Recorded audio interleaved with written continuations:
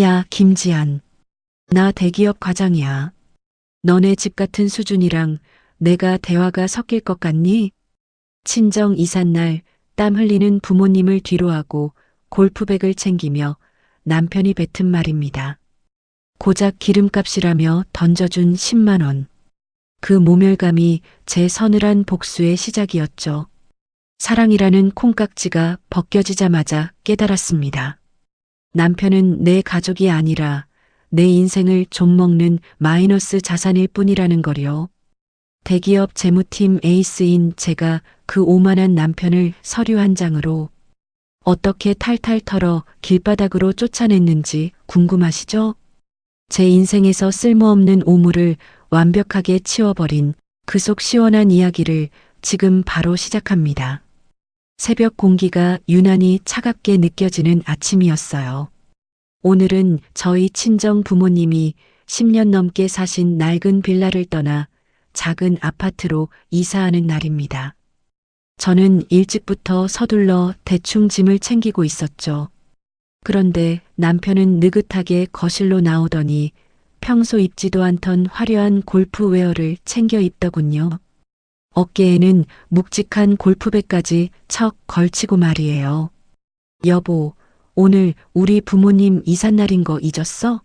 내가 어제도 말했잖아. 제가 당황해서 묻자 남편은 거울을 보며 머리를 매만지더니 대수롭지 않게 대답하더군요. 아, 그 이사? 알지. 그런데 어쩌냐. 오늘 상무님이랑 라운딩 잡혔어. 나 같은 대기업 과장이 그런 네트워킹 빠지면 회사 생활 끝이야. 너도 알잖아. 이번 인사고과가 얼마나 중요한지. 아무리 그래도 그렇지. 사위가 얼굴 한번 안 비치는 게 말이 돼? 부모님이 얼마나 섭섭해 하시겠어. 제 목소리가 조금 높아지자 남편은 비웃음 섞인 콧방귀를 뀌며 뒤를 돌아봤습니다. 야, 김지한. 생각 좀 해라. 나 같은 대기업 사위가 이사 현장에 나타나 봐. 내내 거리고 있으면 어르신들이 나한테 뭘 바랄 것 같아? 결국 이 서방, 이것 좀 해줘라, 저것 좀 해줘라 하면서 돈만 바랄걸? 남편은 그렇게 제 속을 득득 긁어놓고는 미련 없이 현관문을 나섰습니다. 이사 현장은 아침부터 아수라장이었습니다. 이삿짐 트럭 옆에서 머리가 허연 아버지가 짐구석을 붙잡고 땀을 흘리고 계셨죠. 엄마는 먼지투성이가 된 수건으로 얼굴을 닦으며 저를 보고 억지 미소를 지으셨어요. 지아나, 사위는? 바쁜 일 있대? 응, 엄마, 갑자기 회사에 급한 일이 생겼다네. 정말 미안해. 거짓말을 하는 제 입술이 바르르 떨렸습니다. 그때였어요. 핸드폰 진동이 울려 확인해 보니 남편에게서 메시지가 와 있더군요. 처가 이사하는데 기름값이나 보태라고 10만 원 보냈어. 확인한 입금 내역에는 딱 10만 원이 찍혀 있었습니다. 순간 눈앞이 아득해졌어요. 본인이 휘두르는 골프채 하나에 수백만 원을 쓰고 오늘 라운딩 비용으로만 수십만 원을 태울 인간이었습니다. 평생 자식 위에 헌신한 장인, 장모의 이삿날에 보낸 게 고작 10만 원이라니요. 낡은 트럭 옆에서 쪼그려 앉아 김밥을 드시는 부모님을 보니 가슴 밑바닥에서 뜨거운 것이 울컥 치밀어 올랐습니다. 저는 떨리는 손으로 핸드폰을 꽉 쥐고는 터져 나오려는 분노를 억지로 삼켰습니다. 밤 11시가 넘어서야 남편이 술 냄새를 풀풀 풍기며 돌아왔습니다. 현관문에 들어서자마자 골프백을 거칠게 던져놓더니 소파에 대자로 뻗더군요. 아우, 피곤해. 여보, 물 좀 가져와 봐. 저는 냉수를 가져다 주며 차갑게 물었습니다. 오늘 즐거웠어? 기름값 10만 원은 잘 받았어. 우리 엄마 아빠가 참 좋아하시더라. 제 비꼬는 투에 남편이 벌떡 일어나 앉으며 인상을 썼습니다. 야, 너 말투가 왜 그래? 내가 10만 원이나 보냈으면 고맙다고 해야지. 솔직히 말해서 처가 식구들 만나면 나랑 대화나 통하는 줄 알아? 수준이 맞아야 말을 섞지. 맨날 옛날 얘기나 하고 사는 수준 뻔한데 내가 거기서 무슨 영감을 얻겠냐? 남편은 취기에 젖어 제 가슴에 대못을 박는 소리를 서슴없이 내뱉었습니다. 지안아, 너도 내 덕에 이런 집 살고 대기업 사모님 소리 듣는 거야. 내 주제를 좀 알아야지. 처가 식구들 챙기는 것도 적당히 해. 나니까 그 정도로 맞춰주는 줄 알라고. 남편은 코를 골며 금세 잠이 들었습니다. 하지만 저는 잠들 수 없었죠. 어두컴컴한 거실, 홀로 앉아 남편의 뒷모습을 바라봤습니다. 그동안 가족이라는 이름으로 덮어두었던 무수한 무시와 오만함이 선명하게 살아났습니다.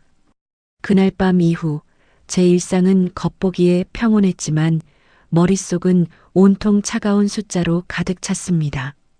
재무팀에서 근무하다 보면 숫자는 절대로 거짓말을 하지 않는다는 걸 뼈저리게 배우거든요. 마침 회사에서 법인카드 오남용 사례를 전수조사하는 프로젝트를 맡게 되었어요. 영수증 한 장, 소수점 하나까지 털어내며 부정 사용을 잡아내다 보니 문득 기분이 이상해지더군요. 회사 돈은 이렇게 철저하게 관리하면서 내 집안의 돈은 정말 투명한가 하는 의구심이 들었죠.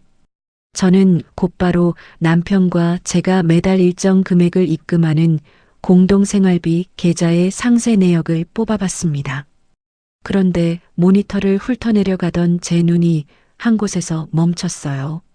매월 15일 관리비라는 명목으로 무려 300만 원이라는 거액이 자동이체되고 있었거든요. 우리 집 관리비가 아무리 많이 나와도 50만 원을 넘긴 적이 없는데 심장이 조금씩 빠르게 뛰기 시작했습니다. 잘못 본 게 아닐까 싶어 지난 1년치 내역을 모두 뒤져봤죠. 놀랍게도 매달 15일만 되면 귀신같이 300만 원이 어딘가로 빠져나가고 있었습니다. 남편은 평소 가계부 정리는 저보고 알아서 하라며 경제권을 전적으로 맡기는 척했거든요. 하지만 정작 이 생활비 계좌의 공인인증서는 본인이 관리하며 제가 세부 내역을 보는 걸 은근히 꺼렸던 이유를 이제야 알 것 같았습니다. 저는 그 즉시 이체된 계좌번호의 행방을 추적하기 시작했습니다. 재무팀 에이스라는 별명이 괜히 붙은 게 아니거든요. 얼마 지나지 않아 드러난 이체의 정체는 제 예상을 완전히 빗나갔습니다. 그 돈이 도착한 곳은 아파트 관리소 계좌가 아니라 모 시중은행의 대출 상환 계좌였어요. 그것도 남편의 이름이 아닌 시어머니 조갑순 여사 명의로 된 아파트의 대출 이자 계좌였죠. 세상에 우리 집 생활비를 빼돌려서 시어머니 집 대출금을 갚아주고 있었다고? 손끝이 차갑게 식어갔습니다. 저희 부부가 맞벌이를 하며 아끼고 모은 돈이었어요. 친정 엄마 이사할 때 10만 원을 던지며 유세를 떨던 남편이었습니다. 뒤로는 매달 제 연봉에 육박하는 큰 돈을 제 허락도 없이 시댁 아파트 빚을 갚는데 쓰고 있었다니요. 배신감이 파도처럼 밀려와 숨이 턱 막혔습니다. 하지만 의무는 여기서 끝이 아니었습니다. 시어머니의 대출 이자라고 하기엔 300만 원은 너무 큰 액수였거든요. 혹시 다른 곳으로 새는 돈이 더 있나 싶어 평소 교류도 없던 신우이 혜진의 SNS를 찾아 들어갔습니다. 프로필 사진을 확인하자마자 저는 헛웃음을 터뜨리고 말았어요. 어머, 얘 좀 봐. 아주 팔자가 늘어지셨네. 명품 로고가 선명한 쇼핑백을 주렁주렁 들고 활짝 웃고 있는 사진 아래에는 가관인 문구들이 적혀 있었죠. 비트코인 가즈아. 드디어 대박 터짐. 역시 인생은 한방.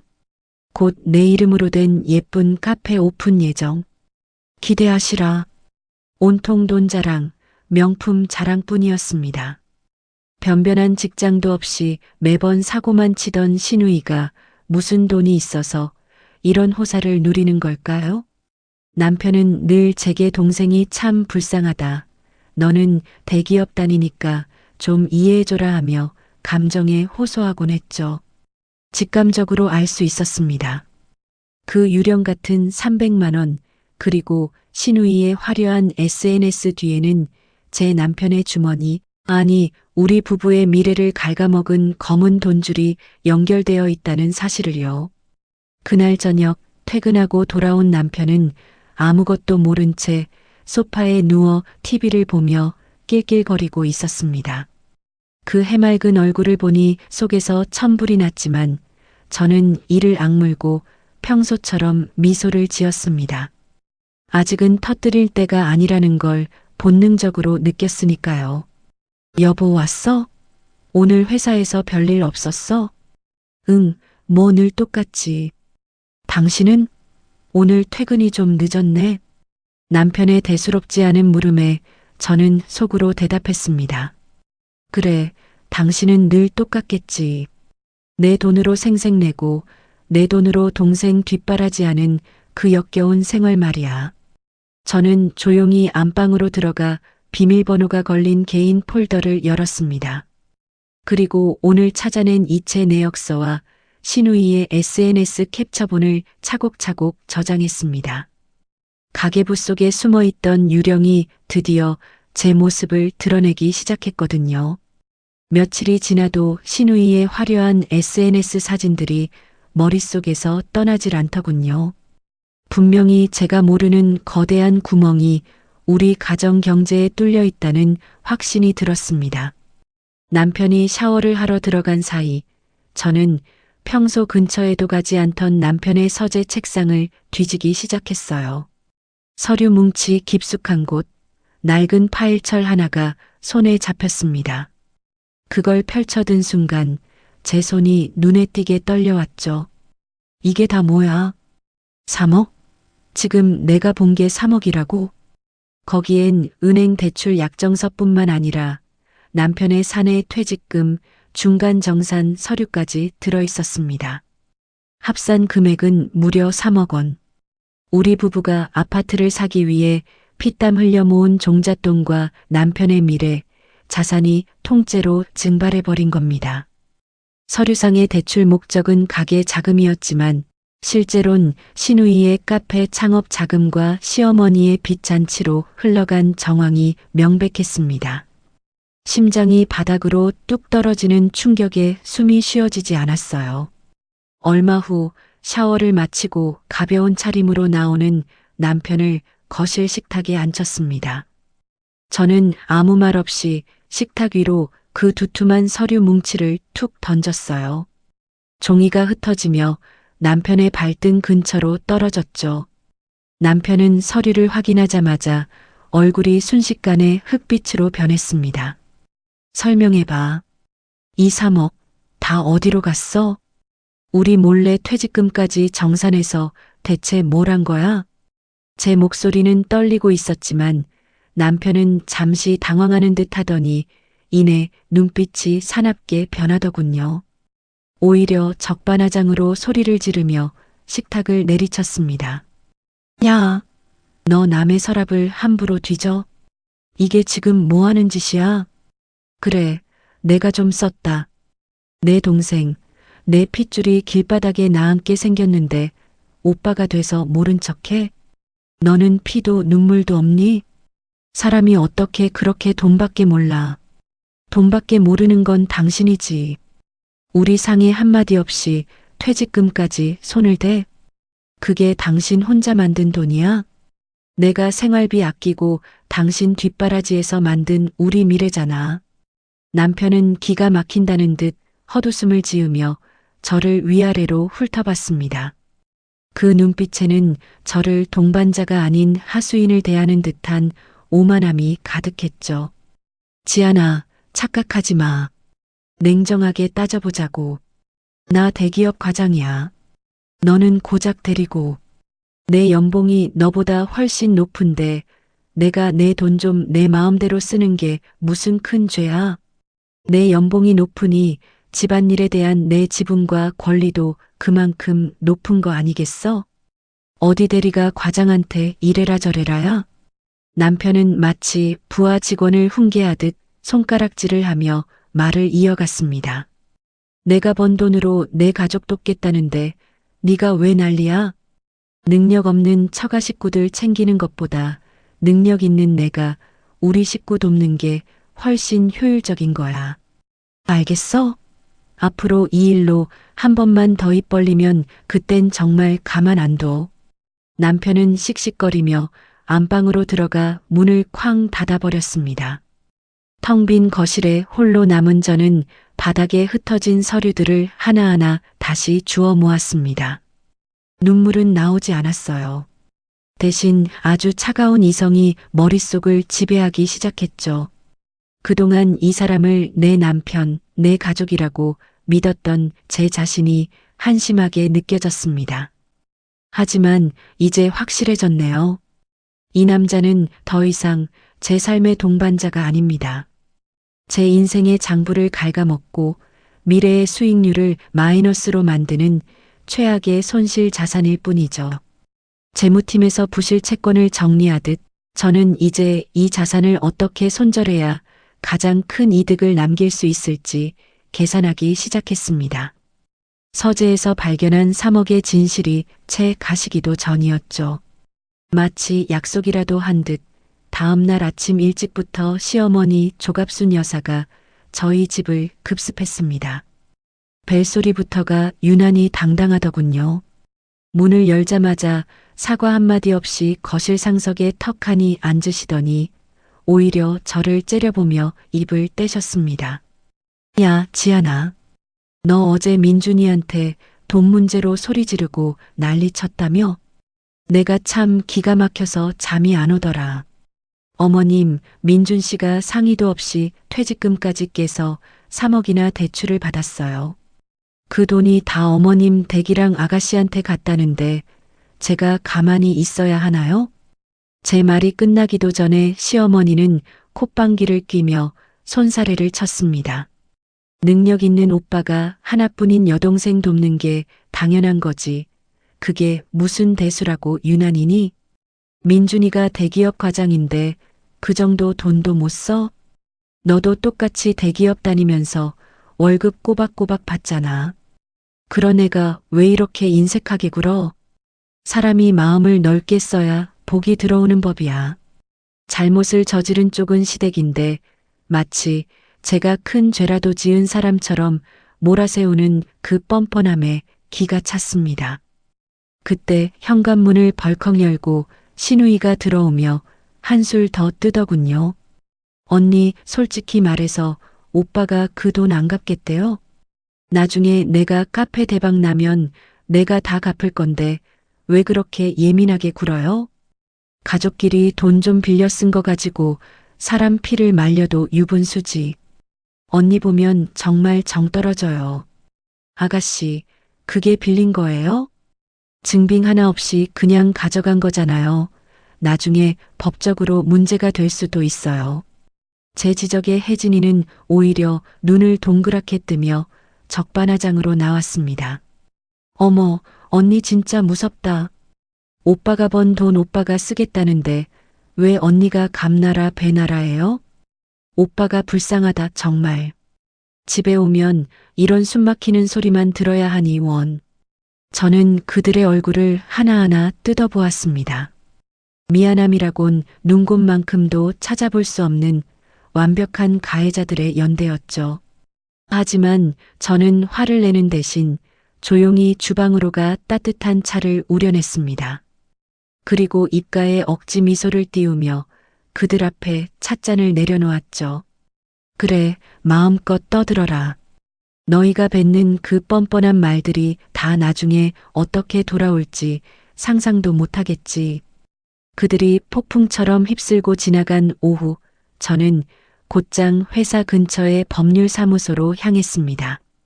미리 예약해둔 변호사와 세무사를 한자리에 모았죠.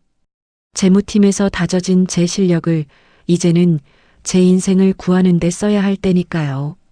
변호사님, 제 목표는 명확합니다. 이 아파트는 부부 공동 명의지만 제 지분을 온전히 수호해야 하고요. 남편이 저 몰래 저지른 저 3억의 채무를 전적으로 남편 개인의 채무로 확정 짓고 싶습니다. 세무사님은 제가 가져온 남편의 대출 서류와 이체 내역을 꼼꼼히 살피더니 고개를 끄덕였습니다. 고객님, 남편분이 생활비 계좌에서 시어머니 대출 이자를 낸 건 명백한 횡령성 유용으로 볼 수 있습니다. 그리고 퇴직금 중간 정산금의 행방도 추적해서 시댁으로 흘러간 증거를 다 확보해야 합니다. 변호사님 역시 날카로운 조언을 덧붙였죠.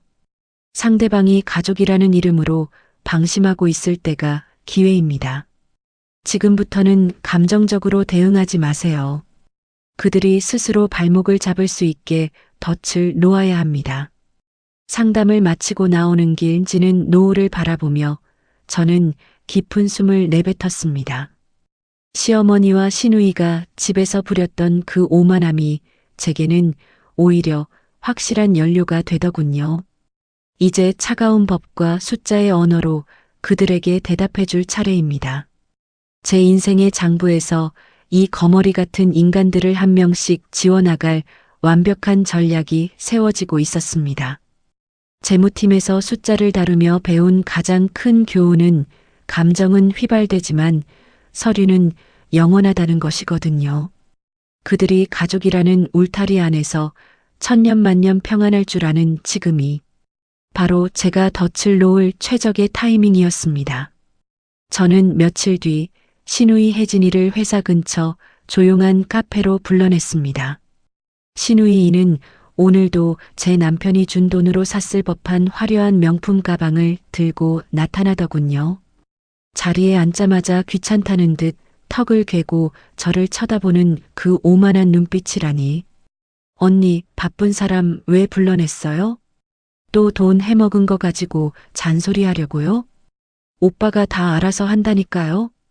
저는 일부러 아주 심각하고 어두운 표정을 지으며 목소리를 낮췄습니다. 마치 큰 비밀이라도 알려주는 것처럼 말이죠. 아가씨, 내가 지금 돈이 아까워서 이러는 게 아니에요. 내가 재무팀에 있잖아요. 요즘 국세청 분위기가 심상치 않아서 그래. 민준 씨가 아가씨한테 보낸 그 3억 말이야. 그거 증빙 없이 그냥 준 거면 증여로 간주되는 거 알아요?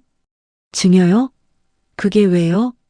시누이의 눈동자가 살짝 흔들리기 시작했습니다.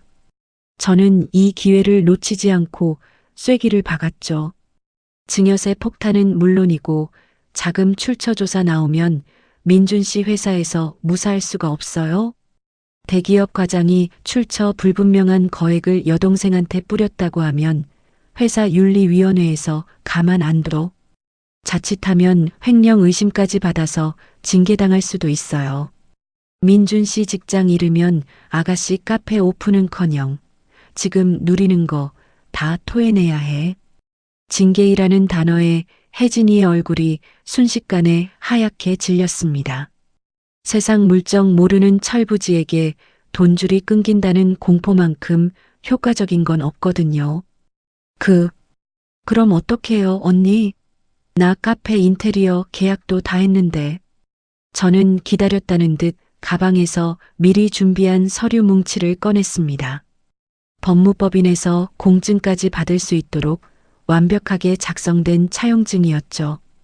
방법이 딱 하나 있어요. 이게 그냥 준 돈이 아니라 빌려준 돈이라는 걸 증명하면 돼. 여기 이 차용증에 사인하고 지장 찍어요. 나중에 조사 나오면 오빠한테 빌린 돈이고 언제까지 갚기로 했다고 증거를 내밀어야 민준 씨를 살릴 수 있어요. 내가 민준 씨 몰래 아가씨 도와주려고 준비한 거예요. 아, 역시 언니밖에 없네. 나는 그것도 모르고 언니 미워할 뻔했잖아. 시누이는 고맙다며 연신 고개를 숙이고는 서류에 1페이지로 이름을 적어 넣었습니다.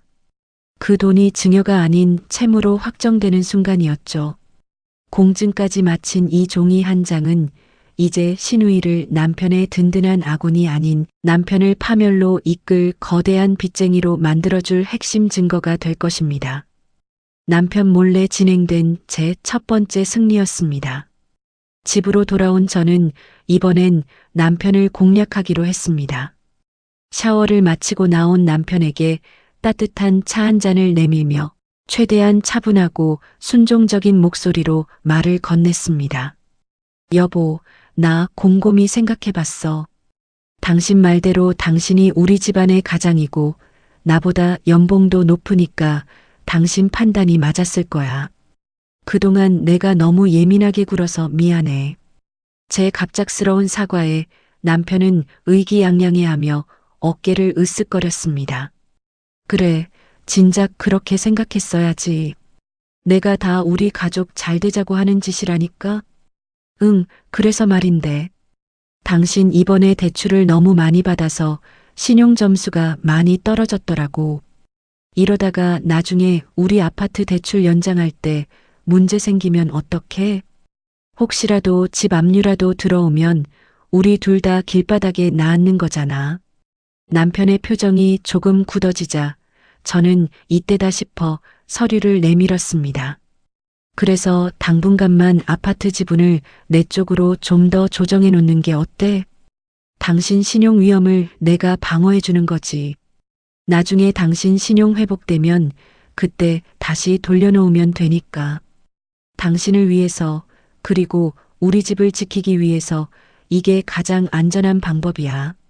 당신 과장인데 이런 리스크 관리 정도는 이해하지? 남편은 잠시 고민하는 듯 했지만 이미 제가 깔아놓은 리스크 관리라는 명분과 본인의 자존심을 지켜준다는 사탕발림에 넘어가 버렸습니다. 무엇보다 제가 본인의 편이 되었다고 굳게 믿는 눈치였죠. 재무팀 다니는 당신이 그렇다면 그런 거겠지. 좋아, 사인할게. 저는 남편이 서류에 사인하는 모습을 보며 입안의 혀를 깨물었습니다. 웃음이 터져 나오려는 걸 참기 위해서였죠. 이 합의서 한 장으로 우리 부부의 유일한 자산인 이 아파트는 사실상 제 소유가 되었습니다. 남편은 본인의 신용을 보호한다는 명목하에 스스로 집에서 쫓겨날 발판을 마련한 셈입니다. 남편은 아무것도 모른 채 소파에 누워 코를 골며 잠이 들었습니다. 저는 서재로 돌아와 금고에 혜진이의 차용증과 남편의 지분 합의서를 소중히 넣었습니다. 모래성이 무너지기 전 저는 이미 제 몫에 단단한 성벽을 쌓아 올렸습니다. 이제 남편의 오만함이 불러올 폭풍이 이 집을 덮치기만을 기다리면 됩니다. 데이터는 준비되었고 덫은 완벽하게 작동하기 시작했으니까요. 남편은 자신이 놓인 처지가 얼마나 위태로운지도 모른 채 여전히 대기업 과장이라는 명함에 취해 있었습니다. 하지만 제가 뒤에서 서류를 정리하고 덫을 놓는 동안 그가 그토록 공들여 쌓아 올린 시댁의 꿈은 밑바닥부터 썩어 들어가고 있었죠. 재무팀에서 일하며 배운 불변의 진리가 하나 있습니다. 기초 자산이 부실한 투자는 반드시 파멸을 부른다는 사실이죠. 어느 날 오후 신우이 혜진에게서 비명에 가까운 전화가 걸려왔습니다. 그렇게나 기세등등하게 오픈 준비를 하던 카페가 채 영업을 시작하기도 전에 무너졌다는 소식이었어요. 비트코인으로 한탕을 노리며 카페 인테리어 비용까지 끌어다 쓴 신우이의 무모함이 화를 부른 것이죠. 공사는 중단되었고 그 큰 상가 임대료와 위약금은 고스란히 남편의 빚으로 돌아왔습니다. 여보, 큰일 났어. 혜진이가 사채를 썼나 봐. 퇴근한 남편의 얼굴은 잿빛이었습니다. 시어머니 집 앞에 험악하게 생긴 사람들이 찾아와 행패를 부린다는 소식에 남편의 손이 덜덜 떨리고 있었죠. 저는 속으로 비웃었지만 겉으로는 세상에서 가장 놀란 표정을 지어 보였습니다. 세상에 사채라니? 당신이 준 돈도 부족해서 사채까지 쓴 거야? 여보, 일을 어쩌면 좋아. 당신 회사에는 알려지면 안 되잖아. 그러니까 지금 회사에서도 내가 정신이 없어서 업무 실수를 몇 번 했단 말이야. 상무님이 나를 보는 눈빛이 심상치 않아. 아, 정말 미치겠네. 그는 머리를 쥐어뜯으며 거실을 서성였습니다.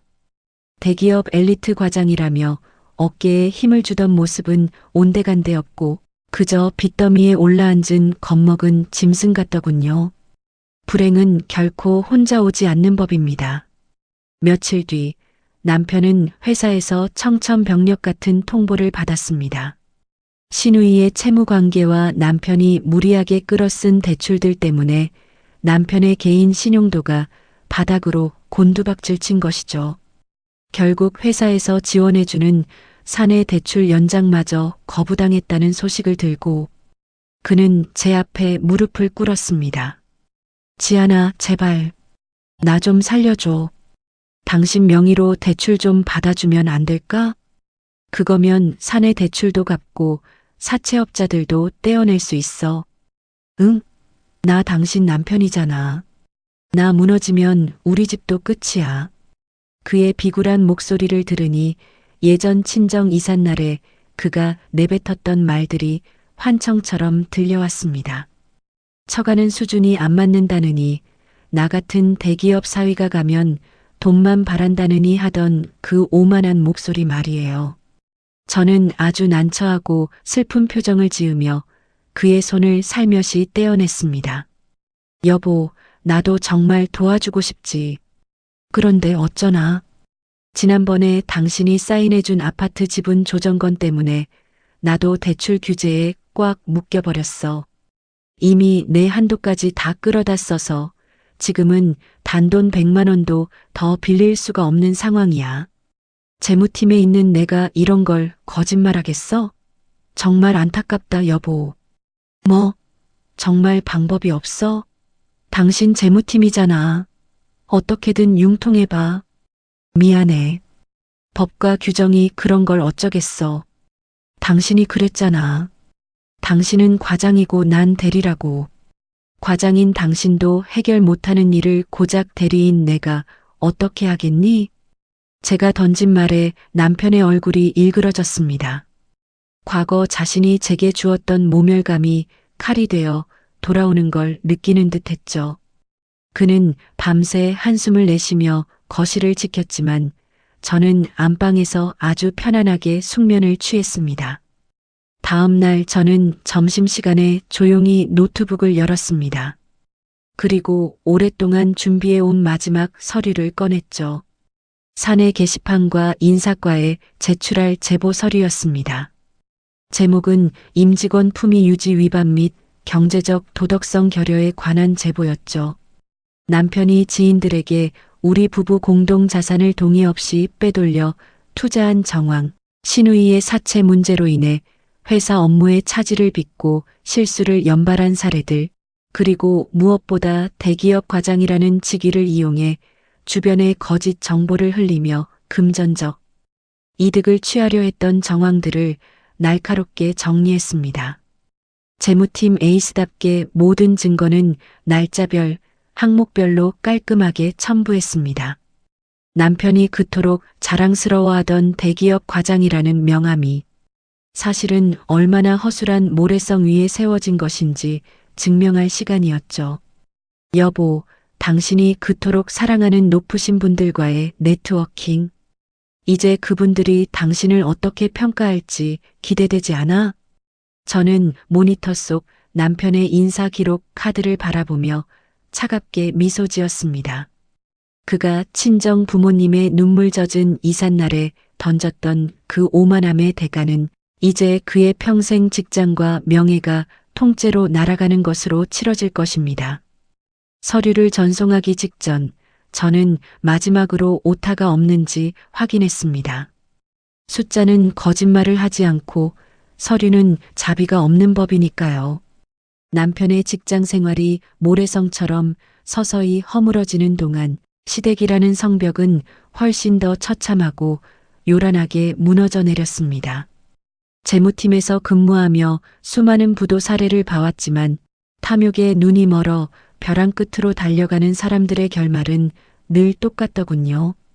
시어머니 조갑순 여사는 신우이의 카페가 망하고 남편의 신용이 바닥을 치자 마지막 한탕으로 전세를 역전시키겠다는 무모한 도박을 감행했습니다.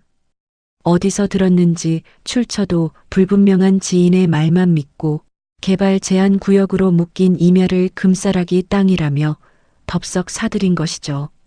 그것도 모자라 살고 계시던 아파트까지 담보로 잡혀 기획 부동산에 남은 전 재산을 쏟아부으셨다니 정말 대단한 배짱이 아닐 수 없었습니다. 결국 그 땅은 평생 개발될 리 없는 맹지였고 화려한 분양 사무소는 하룻밤 사이에 흔적도 없이 사라졌습니다.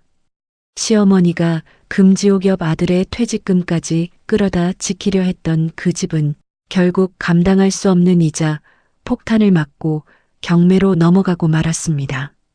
그 소식을 들은 날 밤 남편은 제 앞에 거의 엎드린 채로 울먹이며 빌더군요. 그동안 저를 데리라고 무시하며 과장 행세를 하던 기세는 온데간데 없고 오직 비굴한 애원만이 거실을 채웠습니다. 여보, 지안아. 제발 한 번만 도와줘. 우리 엄마 갈 곳이 없어. 짐 다 빼고 내일이면 길거리에 나앉게 생겼단 말이야. 우리 집 방 하나라도 좀 내주자. 어머님이 당신한테 했던 무례한 행동들 내가 다 사과할게. 일단 사람부터 살리고 봐야 하잖아. 응.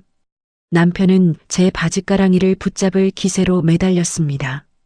저는 차갑게 식은 눈으로 그를 내려다보며 예전에 그가 제게 했던 말을 그대로 돌려주었습니다. 여보, 당신이 그랬잖아. 수준이 맞아야 대화를 하고 같이 산다고. 우리 집은 당신이 그토록 자랑스러워하는 대기업 과장 사모님이 사는 곳인데 사기당해서 집 날린 분이랑 같이 살면 내 격이 뭐가 되겠어? 그리고 나 재무팀이잖아. 부실 채권은 빨리 정리하는 게 원칙이야.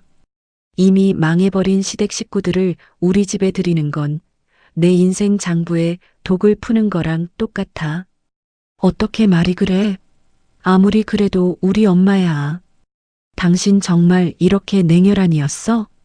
아니, 나는 그저 당신한테 배운 대로 하는 것뿐이야. 가족보다 돈이 우선이고 능력 없으면 무시당해도 싸다고 가르쳐 준 건 당신이잖아. 저는 단호하게 거절하고 안방 문을 잠갔습니다. 남편이 밖에서 문을 두드리며 소리를 질렀지만 제 마음은 호수처럼 평온했죠. 내쫓기 위한 마지막 무대는 이미 완벽하게 세팅되어 있었으니까요. 다음 날 오후 드디어 올 것이 왔습니다. 인터폰 화면 가득 시어머니의 일그러진 얼굴과 산더미처럼 쌓인 이삿짐 박스들이 보였죠. 옆에는 눈 화장이 번진 채 우울함이 섞인 표정으로 서 있는 시누이 혜진이도 보였습니다. 시어머니는 문이 열리기도 전에 현관문을 쾅쾅 두드리며 고함을 쳤습니다. 야, 지안아, 문 열어라. 애미 왔다. 아들이랑 얘기 끝났으니까 얼른 문 열어. 이 짐들 복도에 계속 둘 거냐? 저는 현관문 근처에도 가지 않고 거실 벽면에 붙은 인터폰 스피커폰 버튼을 눌렀습니다. 제 목소리는 아주 차분하고 예의 바르게 울려 퍼졌죠.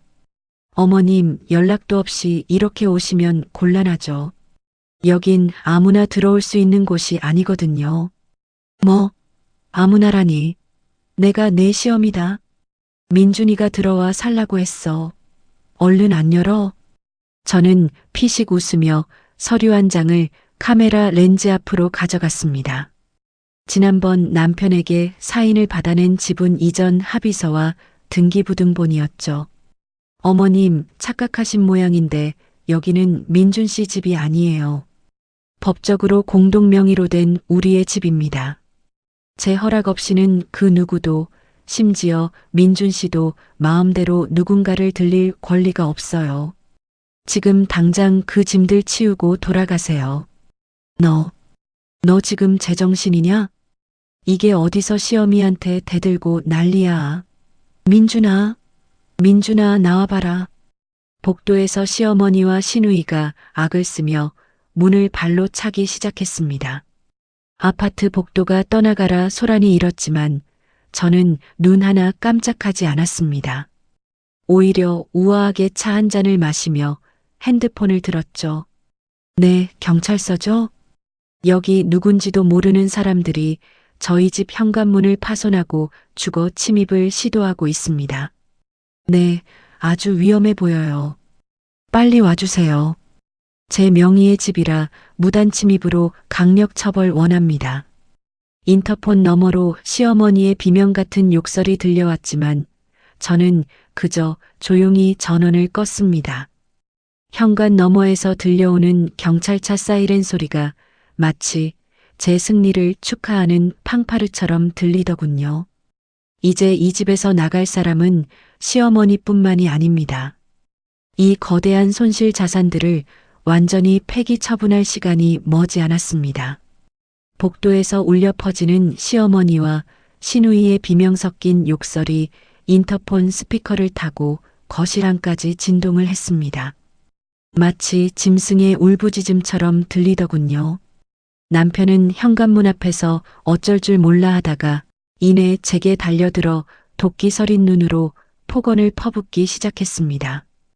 야, 김지한, 너 진짜 미쳤어? 우리 엄마를 지금 밖에서 저렇게 망신을 줘? 당장 문 안 열어? 네가 사람이야? 짐승이지. 어디서 감히 시어머니를 경찰에 신고를 해?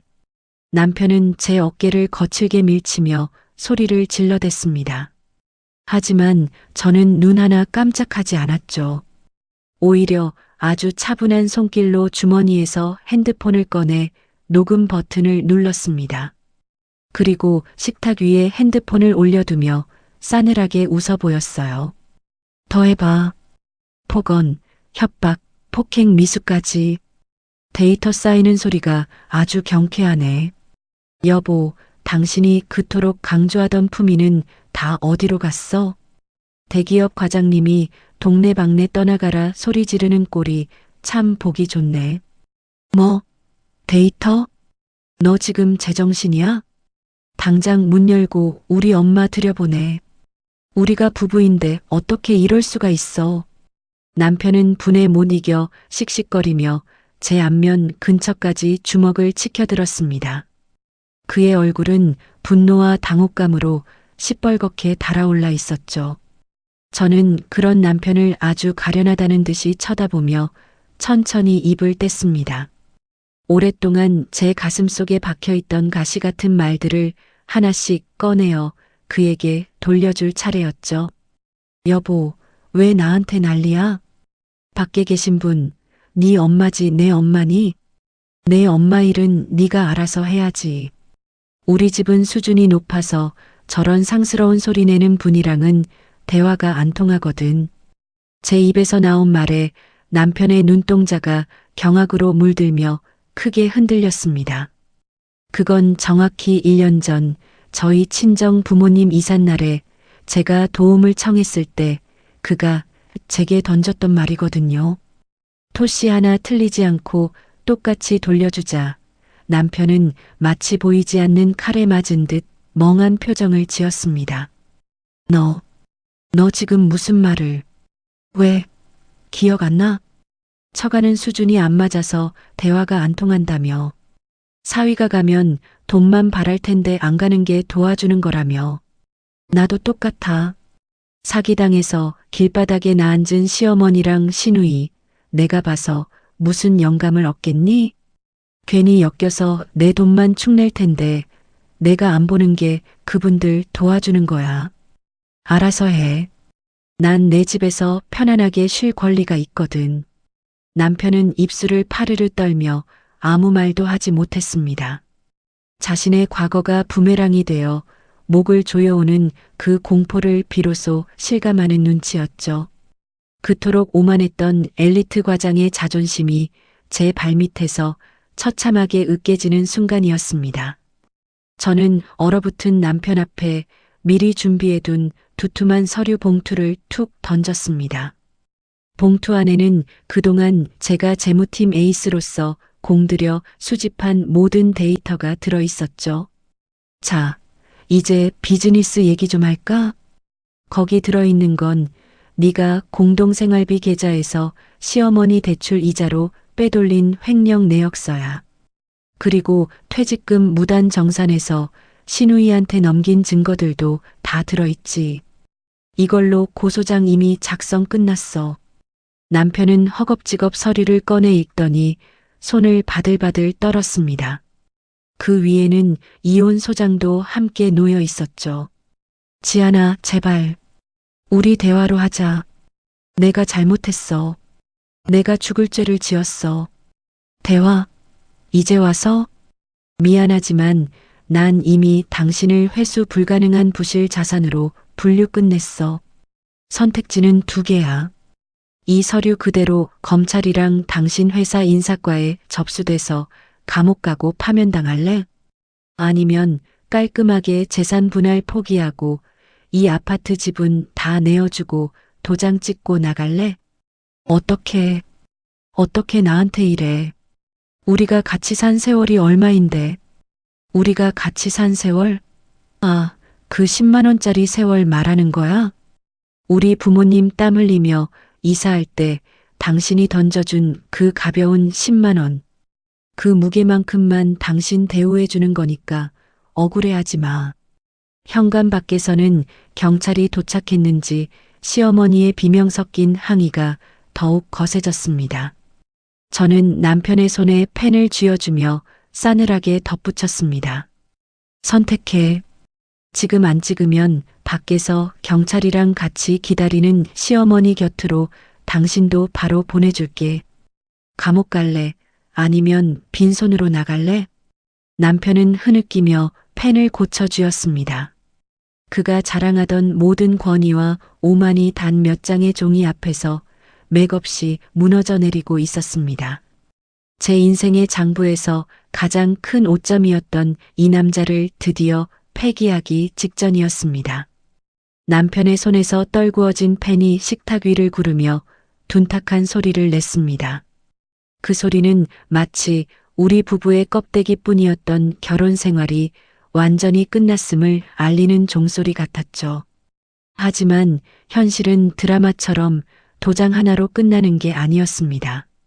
남편은 마지막까지 비굴하게 변호사를 선임해 어떻게든 제 몫의 아파트를 나누려 발악하더군요. 하지만 재무팀 에이스인 제가 준비한 데이터는 남편이 고용한 변호사조차 질리게 만들 정도로 치밀했습니다. 법률사무소 회의실, 남편 측 변호사는 제가 내민 서류 뭉치를 훑어보더니 깊은 한숨을 내쉬었습니다. 제가 미리 받아둔 시누이의 차용증, 남편이 스스로 사인한 지분 이전 합의서, 그리고 10원 단위까지 맞춰진 생활비 유용 내역서까지. 그건 단순한 종이가 아니라 남편의 목을 죄는 완벽한 포위망이었으니까요. 민준 씨, 이건 승산이 없습니다. 부인께서 준비하신 증거들이 너무 명확해요. 횡령으로 형사 고소까지 진행되면 과장직 유지도 불가능할 텐데 차라리 재산 분할 포기하고 합의 이혼으로 끝내는 게 최선입니다. 변호사의 냉정한 권고에 남편은 넋이 나간 표정으로 저를 바라봤습니다.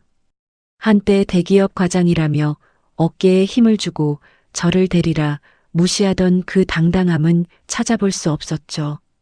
결국 그는 바들바들 떨리는 손으로 이혼 서류에 최종 서명을 마쳤습니다. 제 인생의 장부에서 거대한 손실 자산이 공식적으로 폐기 처리되는 순간이었습니다. 짐을 싸서 나가는 날 아파트 단지 입구는 그야말로 아수라장이었습니다. 경찰의 경고에도 불구하고 시어머니 조갑순 여사와 시누이 혜진이는 단지 입구에서 악을 쓰며 대기하고 있었죠. 남편이 커다란 이민 가방 2개를 낑낑대며 끌고 나오자 시어머니는 기다렸다는 듯 저를 향해 손가락질하며 욕설을 퍼부었습니다. 이 독한 년아, 네가 사람이야? 내 아들을 알몸으로 쫓아내고 너 혼자 잘 먹고 잘 살 것 같아? 천벌을 받을 거다, 이 여우 같은 년아. 복도와 단지 내에 시어머니의 상스러운 목소리가 울려 퍼졌지만 저는 차분하게 핸드폰을 들어 이미 대기 중이던 경찰관들에게 신호를 보냈습니다. 경찰관님 말씀드린 대로 저분들 저희 집 접근금지 가처분 신청 중인 분들입니다. 지금 주거침입 시도와 영업방해, 모욕죄로 현행범 체포 요청합니다. 지난번처럼 훈방 조치로 끝내지 마시고 강력하게 대응해 주세요. 경찰들이 다가가 제지하자 시어머니는 바닥에 드러누워 발을 굴렀고 시누이는 창피한 줄도 모르고 소리를 질러댔습니다. 저는 그 처참한 광경을 거실 베란다 창 너머로 내려다봤습니다. 남편은 그 아수라장 한가운데서 고개를 푹 숙인 채 자신이 그토록 무시했던 처가 수준보다 훨씬 더 밑바닥으로 추락한 가족들을 보며 망연자실해 있었죠. 철저하게 고립된 그들의 모습은 마치 난파선에서 서로를 핥히는 생쥐들 같았습니다. 남편이 마지막 짐을 챙겨 현관을 나서기 직전 그는 신발장 앞에서 멈춰서서 저를 돌아봤습니다. 눈에는 눈물이 그렁그렁 맺힌 채로 아주 억울하고 원망 섞인 목소리로 묻더군요. 지아나, 정말 이럴 수 있어? 우리가 사랑해서 결혼한 사이인데 어떻게 이렇게 한순간에 남보다 못한 괴물이 될 수 있냐고. 정말 나한테 미안한 마음도 단 1%의 정서린 마음도 없는 거야? 괴물이라니요. 누가 누구를 괴물로 만들었는지 정말 모르는 걸까요?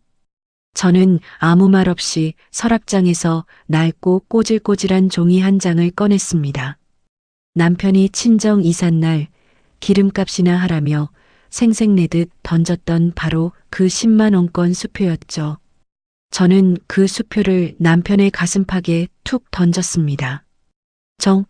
미안함? 당신이 우리 부모님 이삿날에 던졌던 이 10만 원에 다 들어있었잖아. 당신이 내 부모님을 10만 원짜리로 대우했을 때 우리 사이의 정은 이미 이 종이 조각처럼 구겨져서 쓰레기통에 처박혔어. 나한테 서운해하지 마.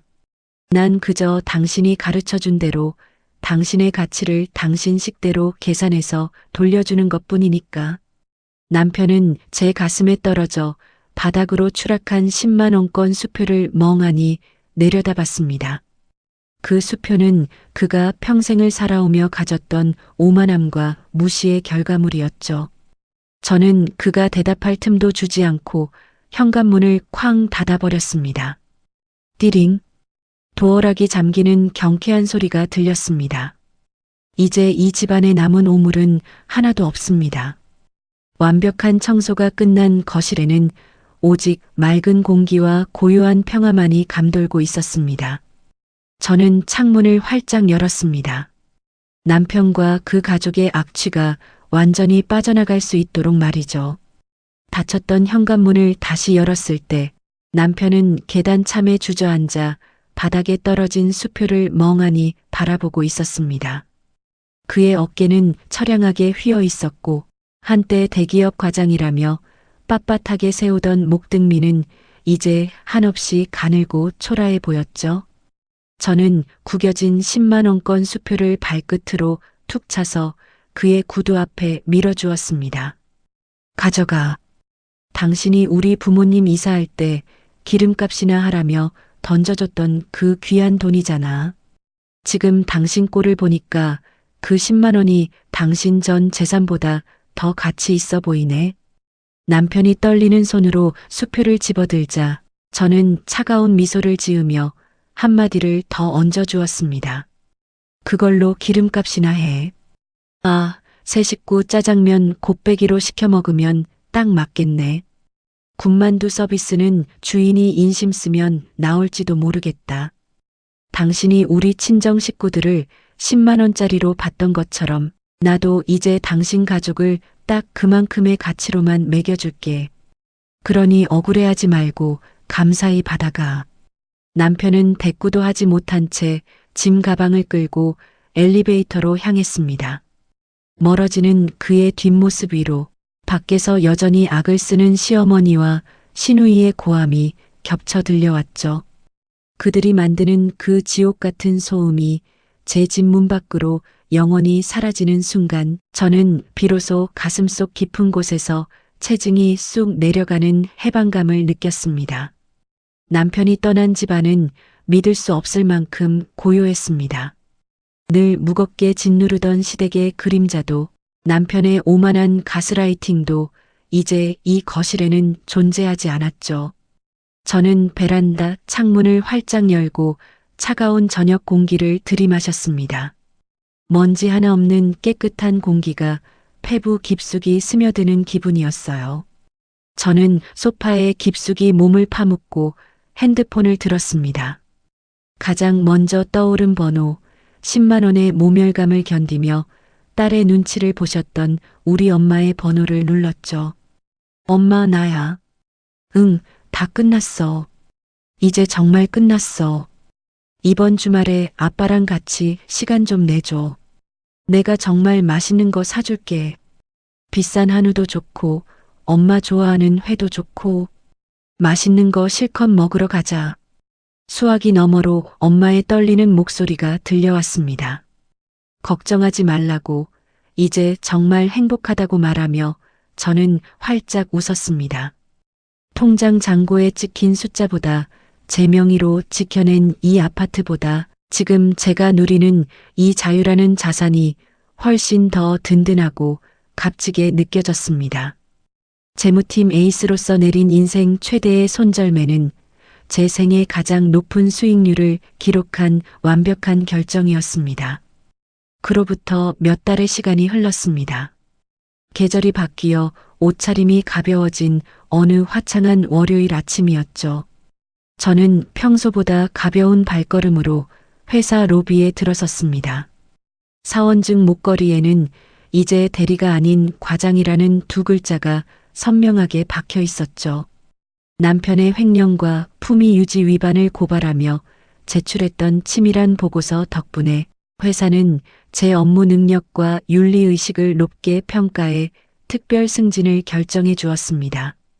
엘리베이터를 기다리며 동료들과 담소를 나누던 그때였습니다. 로비 한 구석 보안 데스크 앞에서 실랑이를 벌이고 있는 초라한 행색의 남자가 눈에 들어왔습니다. 구겨진 정장 상의에 헝클어진 머리, 그리고 생기를 잃은 눈동자. 한때 이 회사에 촉망받는 과장이었던 제 전남편이었습니다. 그는 아마 퇴직금 정산 문제나 남은 짐을 챙기기 위해 잠시 들른 모양이었죠. 그는 저와 눈이 마주치자마자 벼락이라도 맞은 듯 멈춰 섰습니다. 반가움인지 원망인지 아니면 후회인지 모를 복잡한 감정이 그의 얼굴을 스치고 지나갔습니다. 그는 입술을 달싹이며 제게 다가오려 했죠. 지아나, 과장 승진했다며. 축하해. 저기 잠깐 얘기 좀. 하지만 저는 그가 말을 끝마치기도 전에 고개를 돌렸습니다. 마치 낯선 타인, 아니 길가에 굴러다니는 낙엽이라도 본 것처럼 아무런 감정 없는 시선으로 그를 스쳐 지나갔죠. 제 인생의 장부에서 이미 영구 제명 처리된 부실 자산에게 줄 시간은 단 1초도 없었으니까요. 엘리베이터 문이 닫히기 직전 문틈 사이로 저를 멍하니 바라보는 남편의 모습이 보였습니다. 그는 이제 제가 발 디딘 이 화려하고 당당한 세계에서 완전히 퇴출당한 이방인이었습니다. 과장님, 오늘 점심 뭐 드실래요? 동료의 밝은 물음에 저는 환하게 웃으며 대답했습니다. 글쎄요, 오늘은 아주 비싸고 맛있는 걸로 먹어야겠어요. 제 가치를 알아주는 사람들하고만 말이죠. 엘리베이터가 높은 곳을 향해 매끄럽게 올라갔습니다. 모든 오물을 치워내고 낡은 10만 원의 기억조차 털어버린 제 인생의 이막이 찬란하게 시작되고 있었습니다. 이제 제 장부에는 오직 성장과 행복이라는 단어만이 기록될 것입니다. 자유로운 공기를 마시며 저는 더 이상 뒤를 돌아보지 않았습니다. 가족이라는 이름으로 모든 무례함을 견뎌야 했던 지한 씨의 이야기, 여러분은 어떻게 들으셨나요? 재무팀 에이스답게 감정에 휘둘리지 않고 차가운 숫자와 서리로 응징을 완성한 그녀의 모습에서 뜨거운 카타르시스가 느껴집니다. 나를 10만 원짜리 가치로 취급하는 사람에게 내 인생의 귀한 지분을 나눠줄 필요는 없겠죠. 때로는 가장 가까운 사람이라 할지라도 내 삶의 장부를 갉아먹는 손실 자산이라면 지한 씨처럼 과감하게 손절매할 수 있는 용기가 우리 모두에게 필요한지도 모르겠습니다. 오늘 사연이 여러분의 답답한 가슴을 뻥 뚫어주었다면 구독과 좋아요로 지한 씨의 새로운 출발을 함께 응원해 주세요. 여러분의 따뜻한 댓글은 사연을 전하는 저희에게 큰 힘이 됩니다. 저는 다음번에도 가슴 시원해지는 승리의 이야기로 다시 찾아뵙겠습니다. 오늘도 여러분의 인생 장부에 행복이라는 수익만 가득하시길 바랍니다. 시청해 주셔서 감사합니다.